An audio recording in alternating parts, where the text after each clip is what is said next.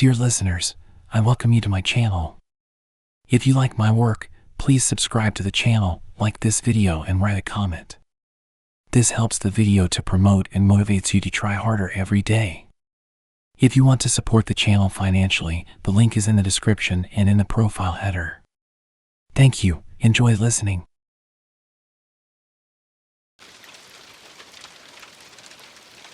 The sea was an expanse of cold, indifferent blackness, stretching far beyond the reach of sight. The boat rocked gently as it approached the island, its hull slicing through the water with a rhythmic hiss. Thomas Holloway, the new keeper at Blackthorn Lighthouse, stood at the prow, clutching his coat tightly against the biting wind. The lighthouse loomed ahead, a skeletal silhouette against the overcast sky, its beacon dark. He had expected loneliness. It was part of the job. Isolation, the steady hum of waves, the endless cycle of keeping the light burning, these were the duties he had signed up for. But something about Blackthorn felt different, even from a distance. The air carried a scent that was not just salt and brine, but something older, something damp and fetid. It clung to his skin as he stepped onto the dock, his boots sinking slightly into the wet, rotting wood. The previous keeper had left suddenly. No explanation, no records. Just an empty lighthouse and a job posting in the town. The locals hadn't said much when Thomas asked. Averted gazes, half-mumbled warnings about the things out there, and the muttered phrase he had heard from 3 different people, Blackthorn doesn't forget. He ignored them, chalking it up to small-town superstition. But standing here now, staring up at the dark tower, he wasn't so sure. The door groaned as he pushed it open. The interior was steeped in shadow, the air thick with the scent of oil and mildew.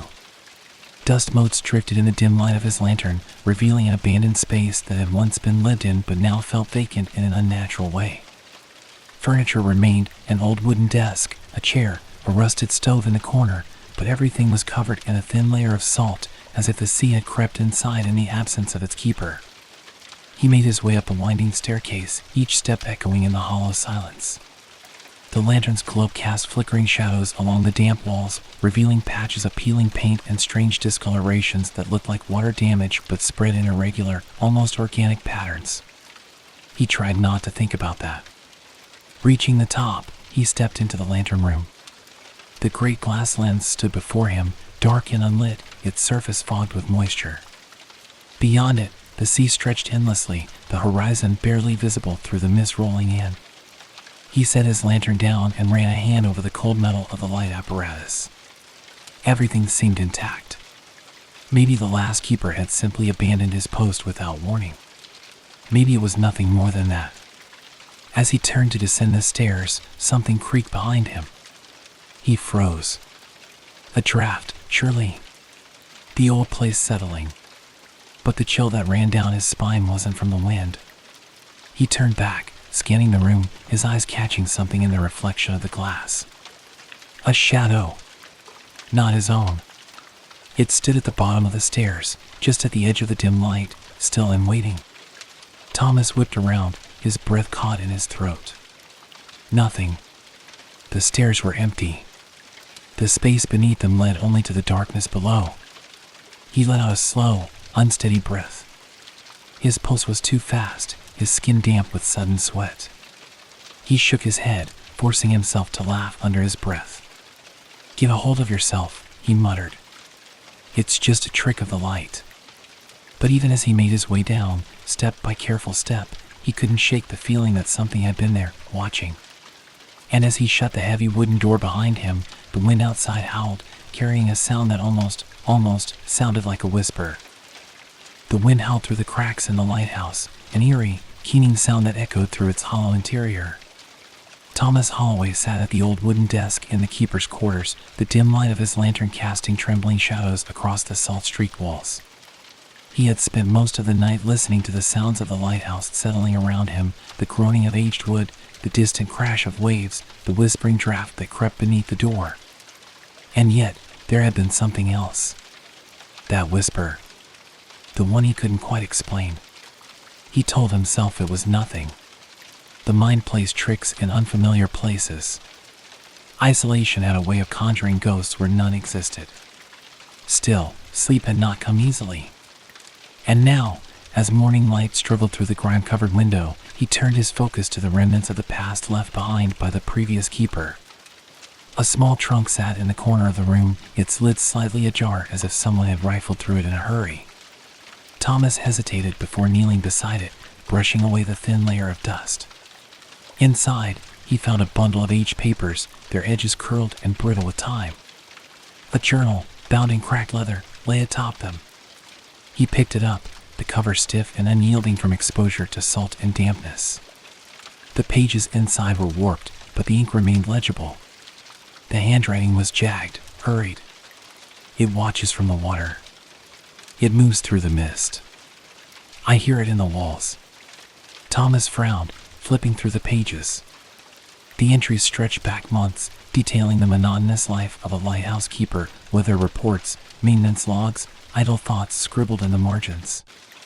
But as he read on, the tone shifted. The neat, careful script became erratic. Words slanted, sentences grew disjointed. I saw something last night. A figure on the rocks. At first, I thought it was a trick of the fog, but then it moved.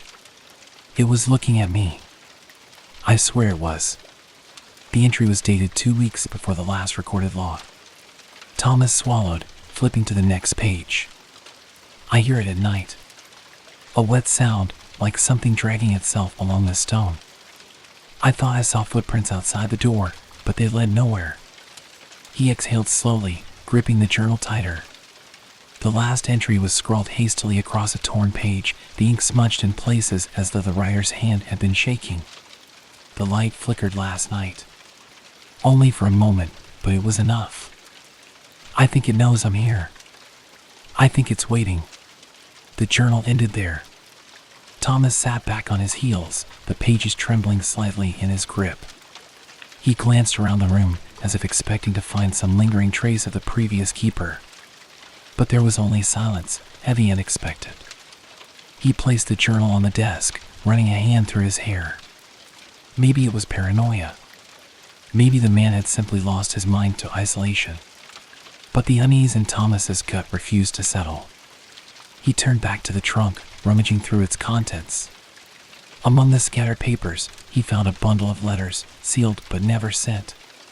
He opened one carefully, unfolding the brittle paper. To whoever comes after me. Leave. Leave before it notices you. Before it decides to keep you. A sharp gust of wind rattled the window, making Thomas jump. He let out a shaky breath, his fingers tightening around the letter. Something had happened here. And whatever it wasn't over. The first night had been unsettling. The second was worse. Thomas Holloway lay in his cot, staring at the ceiling. The air was thick, damp with the scent of salt and mildew, and the walls of the lighthouse groaned softly in the wind. He had tried to sleep, but every time his eyes closed, the whisper returned. Faint, almost indistinguishable from the wind, yet deliberate. He had spent the day investigating the lighthouse, searching for anything that might explain the unease that clouded his thoughts. The journal of the previous keeper lay on the desk beside him, its final warning still echoing in his mind, leave before it notices you. Something had noticed him. He turned onto his side, willing himself to rest. The lantern on the small bedside table flickered weakly. He had ensured the oil was fresh, yet the flame seemed fragile, its glow barely pushing back the shadows that pooled in the corners of the room. The draft through the cracks in the walls made it shudder. Then came the sound. It started as a faint scraping, like nails against stone. Thomas held his breath, straining to hear. It was coming from below, deep within the lighthouse, where the foundation met the rock. A slow, deliberate movement. Not the groaning of wood, not the rush of wind. Something was shifting down there. He sat up, heart pounding. The noise stopped. The silence was worse. Thomas exhaled shakily, rubbing a hand over his face. He was letting the journal get to him. Isolation played tricks on the mind, turning ordinary sounds into horrors. He swung his legs over the side of the cot and stood, the floorboards cold beneath his feet. He needed to check the lower levels, if only to prove to himself that nothing was there. Taking the lantern, he he made his way down the spiral staircase. The air grew colder as he descended, the dampness thickening. The scraping did not return, but his pulse refused to slow. When he reached the main floor, he hesitated before moving to the heavy wooden door that led to the storage room beneath the lighthouse. The handle was cold. Bracing himself, he turned it and stepped inside. The storage room was small, lined with old crates and barrels that had been left untouched for years. The scent of brine and rot was stronger here, clinging to the damp stone walls. He raised the lantern, casting a dim glow across the room. Something moved in the corner. Thomas froze. His breath hitched as the lantern's light trembled across the damp floor. The movement had been slight, a shadow shifting just beyond his vision. He forced himself forward, his footsteps slow and careful. The barrels loomed around him like silent sentinels, their wooden surfaces slick with moisture. The far wall was covered in a thin layer of moss, the stone behind it old and crumbling. His fingers tightened around the lantern's handle. Then he saw them. Footprints. Not his own. Not boot prints. Bare. Wet. Leading from the wall toward the staircase. A chill spread through his body, the realization settling in his bones like ice. Someone, something, had been here. And it had gone up the stairs. Back the way he had come. His pulse thundered in his ears. He turned sharply, the lantern's light bouncing against the walls. The room was empty. The footprints glistened in the dim glow, already beginning to fade, as though the stone itself was swallowing them. A creak sounded from above. Thomas swallowed hard. He took a slow step back, then another, retreating from the damp chamber and pulling the door shut behind him. His breath came in short, sharp bursts as he locked it, the weight of the iron bolts sliding into place with a heavy clunk. He turned his gaze upward, to the winding staircase disappearing into darkness. Something was in the lighthouse with him. And now, it was waiting upstairs. Thomas gripped the lantern tightly as he ascended the spiral staircase, his breath shallow, each step echoing in the silence. The footprints in the storage room were still fresh in his mind, wet, human, yet impossibly cold. His rational mind demanded an explanation, but deep down, something primal whispered the truth. He was not alone in the lighthouse. The wind outside lashed against the tower, rattling the glass panes. The higher he climbed, the stronger the draft became, carrying with it the scent of brine and something else, something decayed. As he reached the main level, he hesitated, listening. Silence. No creaking. No shifting shadows. Just the lighthouse, standing still. And yet, as he turned towards the lantern room, his stomach clenched. The door stood ajar.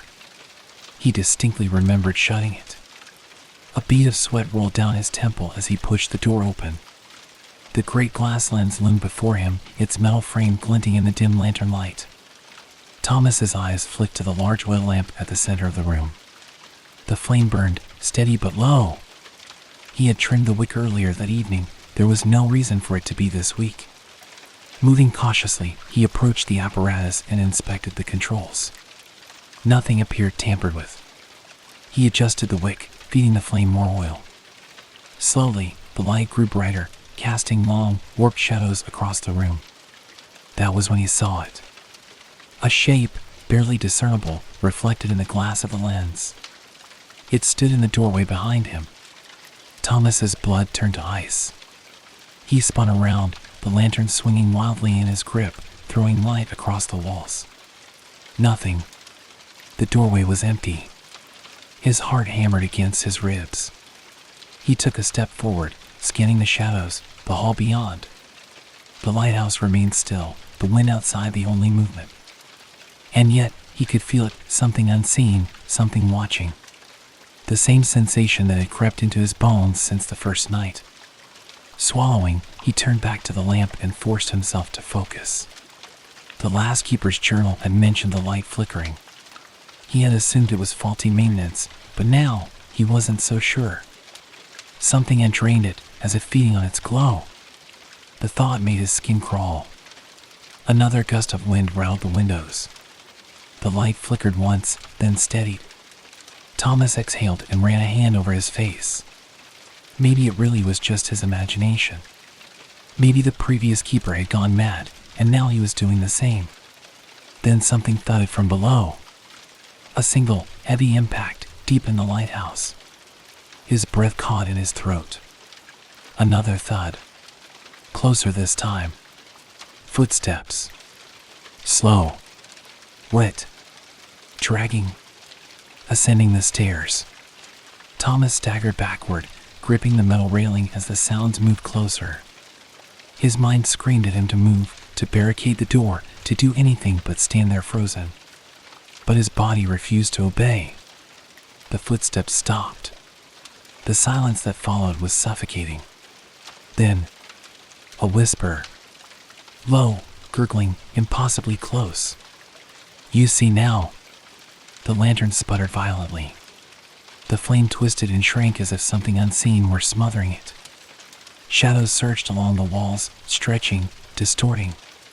Thomas stumbled toward the door, his hand grasping at the cold brass knob. The whisper came again, this time from the lantern itself, as if the flame were speaking. It won't let you leave. The light went out. Darkness swallowed the room. And something moved inside it. The darkness pressed against Thomas like a living thing, thick and suffocating.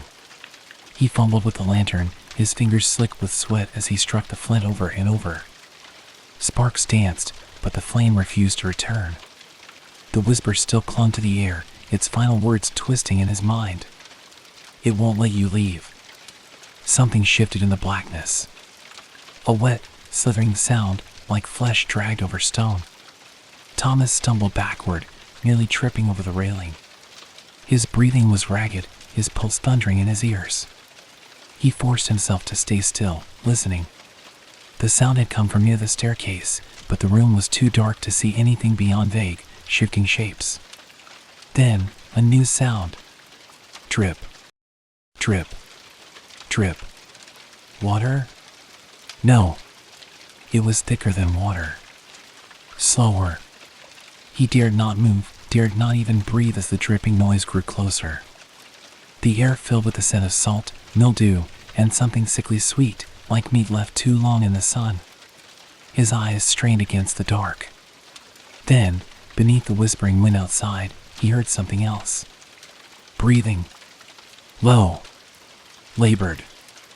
Right in front of him. Thomas lurched away, heart hammering against his ribs.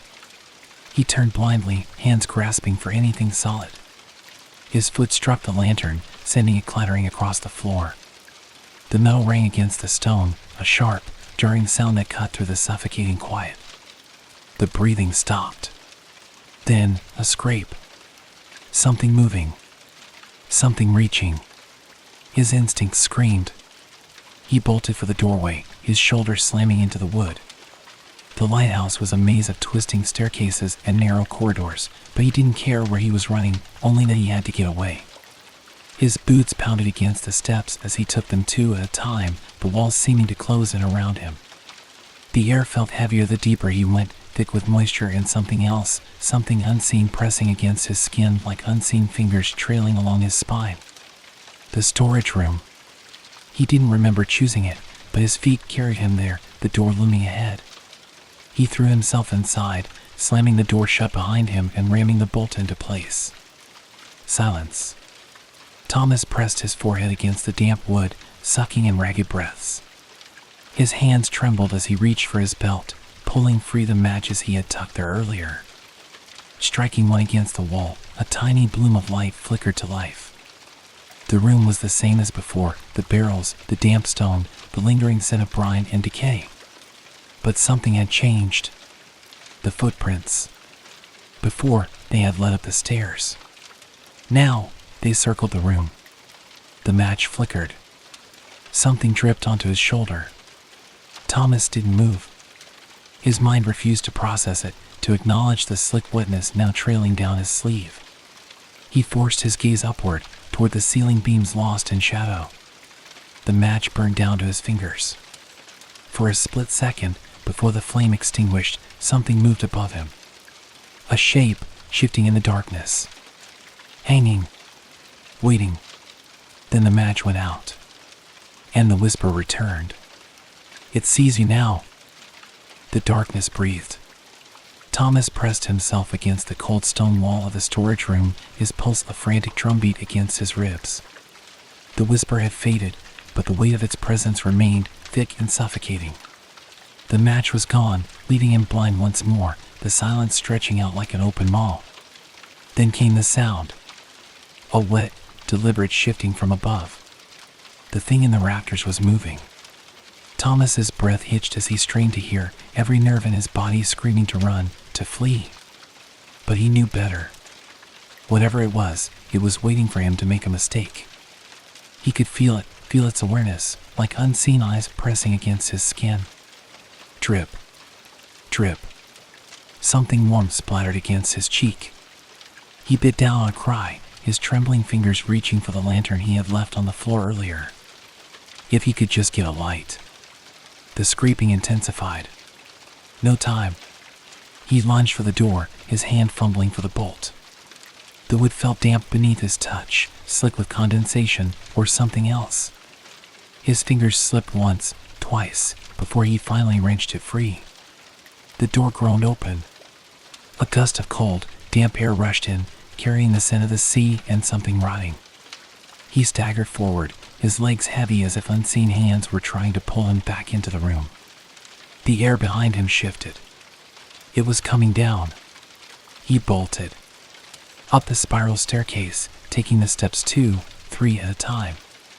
The wooden planks groaned beneath his weight, the whole tower seeming to sway with the force of the storm outside. The wind howled through unseen cracks, a shrill, keening wail that masked the sound of pursuit. But he knew it was there. He could feel it crawling after him. Something skittered along the stone, fast, erratic, limbs moving at unnatural angles. He dared not turn around. He reached the main level, stumbling into the narrow hallway leading to the lighthouse's entrance. His hand shot out, grabbing the handle. Locked. The key. Where was the damn key? A low, gurgling sound echoed from the stairwell behind him. Thomas's fingers clawed at the pockets of his coat, desperation overtaking reason. It had to be here. He had locked the door when he arrived.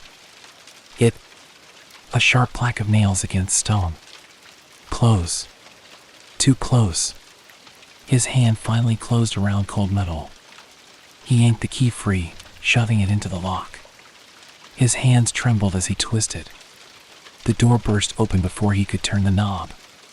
A force like a wave crashing against the shore knocked him backward. He landed hard, pain jolting through his ribs as he skidded across the wooden floor.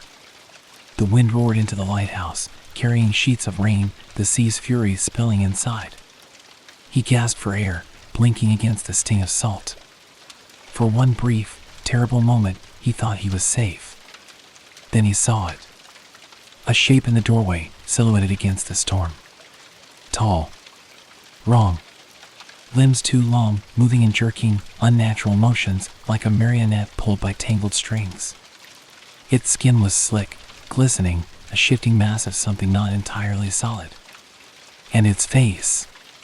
No face. Just a smooth expanse of flesh, broken only by a gaping hole where a mouth should have been. The whisper came again, but this time it was not in his mind. It was from the hole. You should not have stayed. Thomas scrambled back, his heels digging into the wood. The thing took a step forward, its body undulating with a grotesque fluidity, bones shifting beneath its glistening skin. The air around it hummed, distorting like heat rising from stone. The door. The open door. With a burst of desperation, Thomas lunged forward, past the creature's reaching arms, and into the storm. The rain hit him like needles, cold and unforgiving. The lighthouse stairs loomed ahead, leading down to the rocky shore. He ran. Behind him, the whisper turned into something else. A shriek. Not human. Not of this world. And it was following. The rain lashed against Thomas as he stumbled down the lighthouse stairs, the howling wind threatening to throw him off balance. The rocks below gleamed slick with seawater, jagged teeth waiting to tear him apart if he misstepped. But he didn't stop. couldn't stop. Behind him, the thing moved. Its shriek was lost in the storm, but he could feel it reverberating through his bones. The lighthouse itself seemed to tremble as the creature descended, its limbs twisting in unnatural motions, its wet, glistening form shifting between solidity and something less defined. Thomas hit the bottom step and sprinted across the uneven shore. Waves crashed violently against the rocks, spraying salt into the air. His mind raced for options. There was nowhere to hide. The shoreline was exposed, the cliffs too steep to climb in the downpour. Then he saw it. The rowboat. It was tethered to a small outcropping of rock, bobbing violently in the waves. His only chance. He lunged forward, slipping on the wet stones but catching himself before he fell. His fingers fumbled with the knot holding the boat in place. A heavy, wet thud landed behind him. Thomas froze. The thing was on the shore. Slowly, he turned his head. It stood there, mere feet away, its body shifting and reforming in the rain. Its face, if it could be called that, was smooth and glistening, except for the gaping, sucking wound where a mouth should have been. It did not move like a living thing.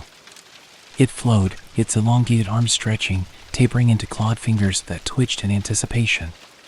The whisper came again, but this time he felt it inside his skull. The sea calls you back. Thomas wrenched at the rope, his hands raw. The knot gave. He threw himself into the boat, nearly capsizing it as he scrambled to grab the oars. The moment he pushed off, the thing lurched forward. Its elongated fingers slammed into the boat's side, the wood groaning under the unnatural strength. The bow dipped, and Thomas nearly pitched forward into the water. He kicked out blindly, his boot connecting with something soft yet firm, like striking wet sand. The creature let out a sound, a garbled, inhuman wheeze, before recoiling just enough for him to shove off properly. The boat drifted out. He rowed. Hard. His arms screamed in protest, the oars cutting through the churning water. The storm tossed the boat violently, but he didn't care. He only needed distance. A terrible sound rose behind him. Not a scream. Not a roar. A chorus. He risked a glance over his shoulder, and his stomach dropped. The sea was moving. Shapes, many shapes, rose from the black waves. Twisted, elongated bodies, half-formed, shifting like mirages in the rain. Their faceless heads turned in unison toward him, empty sockets where eyes should have been. And then, as one, they descended. Thomas's breath caught as the water around the boat churned. The oars felt heavier, the pull against them unnatural. He fought harder, but something was pulling him back. He looked down.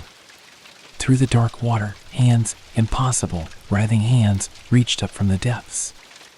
They grasped at the boat, distorting like shadows beneath the surface. The sea itself was against him. A sharp crack echoed as something snapped the end of an oar. Panic surged through him. He grabbed the remaining oar and slammed it into the water, striking blindly. The movement sent the boat tilting, and for one horrifying second, he thought it would capsize. But then, the lighthouse light flickered. A sudden, unnatural glow radiated from the tower, cutting through the storm. The creatures stilled. For the first time, Thomas felt the weight of their attention shift. The lighthouse. It wasn't just a beacon. It was a prison. And something inside it had just awoken. The sea convulsed. The whispering turned into an anguished wail, as if the very ocean recoiled from the light's presence. The boat lurched forward, free from its unseen grasp. Thomas rowed with all his strength, his breath coming in ragged gasps. The storm raged on, but now, something else had joined it, a presence, vast and furious, emanating from the lighthouse itself. And then, just as suddenly as it had started, the sea calmed. The creatures were gone. The whisper faded. Only the crashing waves remained. Thomas collapsed against the side of the boat, his chest heaving.